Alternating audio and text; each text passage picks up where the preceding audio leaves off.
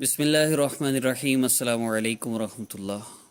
Islamic hub official کے معزز سامعین، اگر آپ چاہتے ہیں آپ امیر ہو جائیں، مال و دولت کی فراوانی ہو، رزق میں برکت بھی ہو، کثرت بھی ہو، اگر قرض ہے، آپ قرض سے نجات چاہتے ہیں، آپ چاہتے ہیں اتنا پیسہ آپ کو مل جائے کہ آپ کو قرضے کی پریشانی سے نجات مل جائے، آپ اپنا گھر حاصل کرنا چاہتے ہیں، آپ اپنی گاڑی حاصل کرنا چاہتے ہیں، ذاتی مکان بھی اللہ رب العزت کی بہت بڑی نعمت ہے، آپ کا رزق کے حوالے سے، مال و دولت کے حوالے سے کوئی بھی مسئلہ ہے، آپ نے اس مختصر سے عمل کو کرنا ہے رمضان المبارک کی طاق راتوں میں۔ ہر طاق رات میں آپ نے اس مختصر سے عمل کو کرنا ہے۔ انشاءاللہ اللہ رب العزت اس مختصر سے عمل کی برکت سے رمضان مکمل ہونے سے پہلے رمضان کا مبارک مہینہ ختم ہونے سے پہلے آپ کی 90 سے 95% پریشانیوں کو دور فرما دیں گے۔ اللہ آپ کو سکون عطا فرمائیں گے، راحت عطا فرمائیں گے۔ آپ نے عمل کیا کرنا ہے، عمل کی ترتیب میں عرض کر دیتا ہوں۔ سب سے پہلی بات، نماز کی پابندی۔ رمضان المبارک میں تو خاص طور پر اس بات کا خیال رکھیں آپ کی کسی بھی وجہ سے نماز قضا نہ ہو۔ جیسے آپ کا رمضان گزرتا ہے ایسے پورا سال گزرتا ہے، اگر رمضان میں نماز قضا ہوئی تو پھر سال باقی میں سارے میں آپ کیا کریں گے؟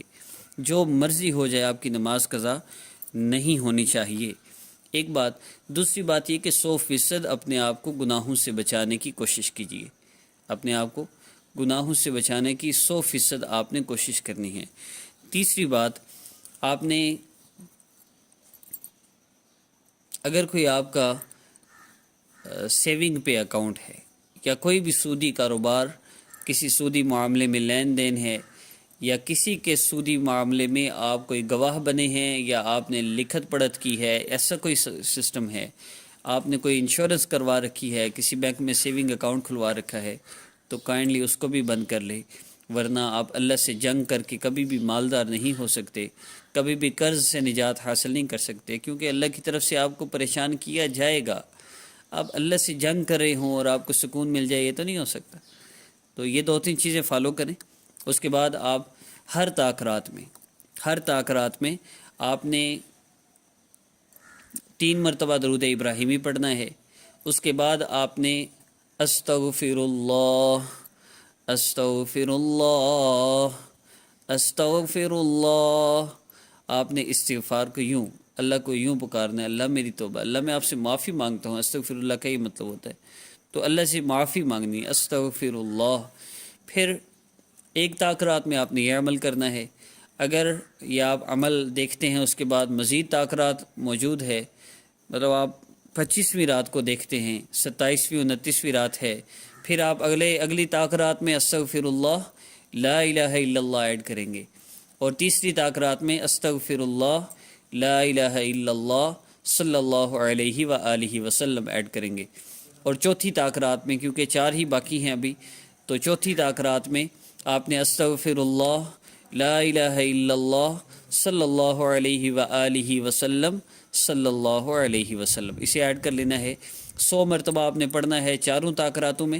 اس کے بعد آپ نے 5 منٹ کم از کم دعا کرنی ہے۔ دیکھیے گا اللہ رب العزت کیسی برکتیں اور رحمتیں آپ کو عطا فرماتے ہیں۔ دعا ضرور کرنی ہے آپ نے، اور بہتر یہ ہے کہ عشاء کی نماز کے بعد تراویحاں پڑھ کے پھر آپ اس عمل کو کریں، ورنہ فجر کی نماز کے بعد کر لیں، انشاءاللہ بہت فائدہ ہوگا۔ فجر کی نماز سے پہلے، سحری کے وقت، یا تراویح پڑھنے کے بعد، ان 2 ٹائم میں آپ اس کو کر سکتے ہیں۔ محسوس صیام میں بھی کیا جا سکتا ہے۔ اس سازش کو بھی ان مبارک گھڑی میں اپنی دعاؤں میں یاد رکھیے گا، اور اگر ویڈیو آپ کو پسند آئی، ویڈیو کو لائک کیجئے، چینل کو سبسکرائب کیجئے، اور اپنی آراء سے ہمیں کمنٹ باکس میں ضرور آگاہ کیجئے گا۔ السلام علیکم ورحمۃ اللہ۔